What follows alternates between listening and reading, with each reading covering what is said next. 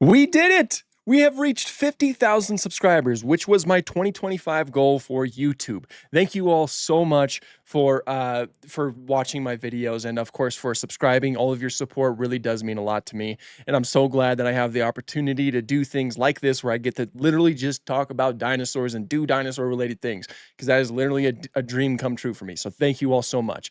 Obviously, to celebrate, I decided we could do a Q&A.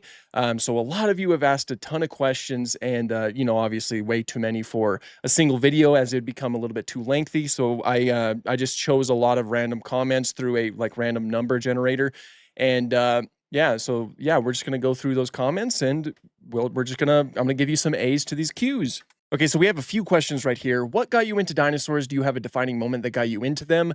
I do not have a defining moment that got me into them because I developed my interest in dinosaurs when I was very young, like around the age of 4 or so. So I don't really have any actual memories that come to mind. It was just one day I was obsessed with horses, the next day I was obsessed with dinosaurs, and I just never lost that obsession. I am still obsessed with dinosaurs.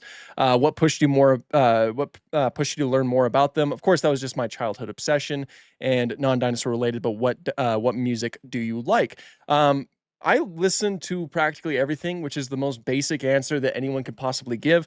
But my that's literally what my playlist is. Like, you'll have movie soundtracks, and then you go to Imagine Dragons, and then you'll go to Johnny Cash, and then you would go to probably Sabrina Carpenter somewhere in there. There's a lot of different songs that I listen to. It's very random. Next comment is from Wild World, and thank you so much, man, for supporting my videos. Go and check out Wild World's videos if you haven't. He makes really awesome content. I highly recommend it. And he asks, is there something you wish you'd see more / get better representation in dinosaur media? So one thing that I absolutely would love to see more of in dinosaur media is just them being portrayed as animals. It doesn't happen as frequently, especially in documentaries, but a lot of times dinosaurs get portrayed as movie monsters, and I'd like just an emphasis on them just being like hungry animals or something like that. Something that the first Jurassic Park did very well. If I could have any prehistoric creature as a pet, what would it be? That is an easy question. I would absolutely love to have Simosuchus as a pet. It's this little Notosuchian crocodile relative that lived in the late Cretaceous of Madagascar. Many of you probably saw it in Prehistoric Planet 2. I love these guys. They're herbivorous croc relatives. They have very robust and squared off snouts, and they might have been burrowers. Like, they might have just dug some holes and just live in their burrows. They're very cute, and I just love them. They're easily one of my favorite extinct creatures. As a fan of both your videos and the Paleopod, I have a couple of questions. Is there a way to send you fan mail as another way to show our appreciation for what you do? Not quite yet. I am planning on setting up a PO box. That way, I don't have my address out there, because I know that there are some people who do want to send some things. I have had some messages in the past, so that is something that I am considering, but I just don't have it quite yet. Second question is, will you introduce a Q&A segment for the Paleopod, either live streamed or have questions compiled in advance? And I'm sure we could do that. I'll have to talk to them, of course, because all three of us were all co-hosts or tri-hosts, whatever the word is. So I'll talk to them about that, and I think that would be a fun idea. What is your favorite Mesozoic animal? So all around, Spinosaurus is probably my favorite. Pachyrhinosaurus is also up there. Ceratosaurus, Plateosaurus, Dilophosaurus, all kinds of Mesozoic animals exist that I love. Simosuchus is another good example because, of course, it did live in the Mesozoic. Plenty of pterosaurs like Hatzegopteryx or a Neurognathus, all kinds. I could probably go on forever. It's hard for me to choose a specific favorite, but Spinosaurus is, of course, my favorite, probably my favorite extinct animal in general, so we'll go with that. And if you ever got to direct a dinosaur TV show, what would it be about? I want a Western-style dinosaur show where, I haven't thought about it too much, but some ideas have crossed my mind. Like, if I were to ever make a TV show in the future, I would want it to be either a very good horror show or a Western style show. There's not a lot of dinosaur Westerns out there, and I think it's a very fun combination.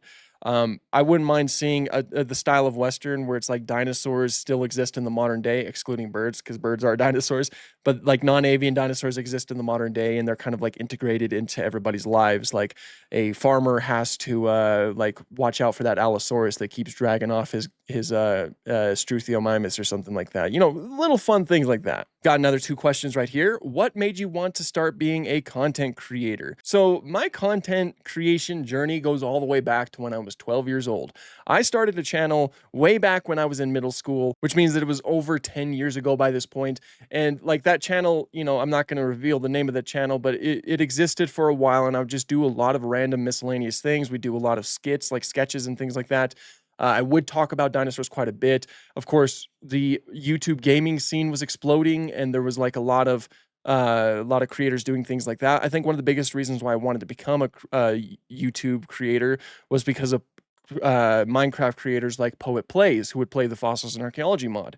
So I wanted to do something similar to that, so I started my own channel, and that channel went nowhere for years, and I gave up on it like 5 years ago. And then TikTok started happening. TikTok was started to blow up quite significantly, and I came across Casual Geographic on there, who was educating about animals, and I was like, hey, I know a lot about dinosaurs. Like, I've kept up with dinosaurs all these years because I love dinosaurs and other prehistoric animals. Why don't I apply that format to my own little styled videos? And while I was doing that, I came across Dino Facts, who already started doing that, and he was doing it. So I took some inspiration from that too. And yeah, and then I did decently well on TikTok, and then I was able to expand onto a new YouTube channel, that being this Dino Guy channel. So really, that story is pretty in depth. Second question is, whose idea was it to start the Paleopod? So it was basically all three of our ideas. We started playing games together, and we had a lot of really fun conversations about like prehistory and paleontology things and all that, and like, you know, classic friend group thing where it's like, oh, we should start a podcast because we have a lot of really interesting thoughts. And you know, that was pretty much the extent of it. Like, we just mentioned it every once in a while, and we're like, we kind of just like localized it to those little Path of Titans videos that we played with each other, until one day I was kind of like thinking at work, I was like, we probably should just start a podcast. Like, we should officially bite the bullet and start a separate channel. So I got them into a Discord call, and I asked them if they wanted to do that, and they both agreed, and we started the Paleopod. And now that's doing well. It's crossed over 1,000 subscribers. So thank you guys all so much for the support on that as well. What is my favorite modern land mammal? So that's tough. I love many extant animals, especially mammals. Mammals are really fascinating animals. I love the African elephant. African elephants are amazing. The giraffes are also amazing, but I think I'm really particular for the American bison, because they're just, I mean, they have a tragic history, especially with their tie with Native Americans and their tragic history as well. They're just really fascinating animals. I've been to South Dakota and many places that has a lot of them, and I managed to get some pretty cool pictures of them. I think that ungulates in general are just really fascinating, and I think the American bison is certainly up there. They're actually the largest land mammal in North America today, which I think is pretty cool. The moose isn't. The moose is taller, it's not heavier. What is my dream job? Paleontologist, obviously. My dream job is paleontologist. That's been my dream job since I was knee-high to a grasshopper. And I was starting to go to school to start to achieve that. Like, I was going for geology with a minor in biology. Unfortunately, that didn't work out because I simply couldn't afford school. So, you know, that was around the same time that I started making content. And fortunately, I was able to use content as an outlet to still like be able to involve dinosaurs and other prehistoric things in my life, even though I wasn't able to go to school. I still plan on going to school. I am going to achieve that dream, but I just can't do it right now because I don't have money, because school is expensive. Do I play Jurassic World the game? Yes, I do. Here's my park right here. It's a mess, but yeah, I still go on it every once in a while. Right now, I'm trying to you know, get Little Edie. It's pretty fun. You know, it's a fun little game, fun little app. I've had it since 2015, since it was first released, and yeah, I've always had a lot of fun with it. Do I prefer Dino Nuggets or pasta? This might surprise you to say, but I think I prefer pasta. I especially love Alfredo and like mac and cheese. I think that stuff is really good. Two questions here. Can you do a collab with the Gaming Beaver or Evolution Squared? I would love to, but I'm still a pretty small channel, of course. So I don't think I'm really quite on their radar. I was in a Discord chat with Beaver for the Jurassic World Rebirth Minecraft server, because obviously a lot of Minecraft YouTube, or a lot of Jurassic World creators, they created videos on that world, and we were all like, you know, on the same server for that. I just, you know, obviously I didn't have the chance to actually collaborate with him. We were all kind of doing our own things with that world. Although I will say that Pro C, the creator of the map, did make like a giant arena with like all of our logos, like all of our profile pictures on the walls. And in Beaver's video, you can see my logo. So maybe that counts. I just wanted to add this little piece, like this little bit right here. Evolution Square, I know that she watches my videos. She did mention me in her Year of the Spinosaurus video. Um, I would love to do a collaboration with her, but I still don't know if I'm quite on their radar yet. The second question is, can you do a collab with Clint's Reptiles? And again, I definitely don't think I'm on his radar. I'd love to do it because I love his videos and he has a lot of really cool things that he covers, especially for Dino December. Is that what it's called? I think it is. Yeah, I think it is. I would love to, but again, I'm still pretty small in terms of channels. We also have two questions right here. What is your favorite Triassic dinosaur? Plateosaurus, easily. I love Plateosaurus so much. I couldn't actually ever find a Plateosaurus figure specifically, but I was able to find this Lufangosaurus figure, which it kind of looks like a Plateosaur. Of course, they're both basal sauropodomorphs. And just look at this. Like, just pretend that this is Plateosaurus for a minute. How cool is that? You have this relatively small head with a pretty long neck, these huge arms with these massive claws as well. They're like basal sauropodomorphs in general don't get nearly enough attention like they should. And Plateosaurus is a fantastic example of one that should get a lot more attention. And what is my opinion on the Roblox game Prior Extinction? So I haven't played it too much, so in terms of like the gameplay, I don't really have much of an opinion, but I will say that I do absolutely love the designs. They kill it in that department. Everything is really like up to date and accurate, and like the models just have such a high quality to them. They look really good, and I just think that they do such a good job in that department. Your interview with Nigel Marvin was a fantastic win. Are there any other people in the paleontological field that you would like to interview in the future? So yeah, no, Nigel was freaking awesome. I was so glad that I was able to do that. That literally like made my childhood right there. In terms of other people I'd like to interview, I would like to interview Darren Naish at some point. I am mutuals with him on both TikTok and Instagram, and he has told me that he likes his videos, but I'd like to actually sit down and have a chat with him about what, I don't know. Mark Witten would also be really cool. I wouldn't mind talking to him. Some non-paleontological figures, like not in the actual field, not scientists, I guess, would be David Armsby, with Dead Sound. He watches my many interpretations of videos. He actually comments on them. See if you guys can go and find them. So I wouldn't mind like reaching out to him and actually interviewing him as well.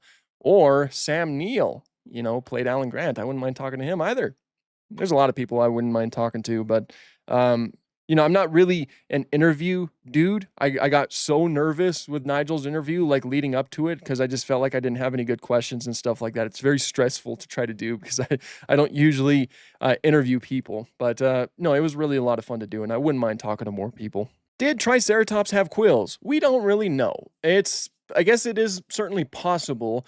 They would have been the type of quills that would grow in between the scales rather than being anchored by those feature scales that we know about, because those don't have the proper structure for it. Other smaller ceratopsians have quill-like structures like Psittacosaurus, but it's just difficult to say if Triceratops specifically did. Will you do the many interpretations of Maiasaura? Yes, eventually. I will. I love Maiasaura. And I think that that's pretty much all of the questions that we have selected. Thank you guys so much for all of the questions. It's certainly a lot of fun to dive into something like that. So yeah, no, I'm really appreciative of each of you. As I mentioned, I kind of started doing content creation like well over 10 years ago by this point, and it's so amazing to finally be able to see like some growth on this channel, especially for something that's I'm so incredibly passionate about.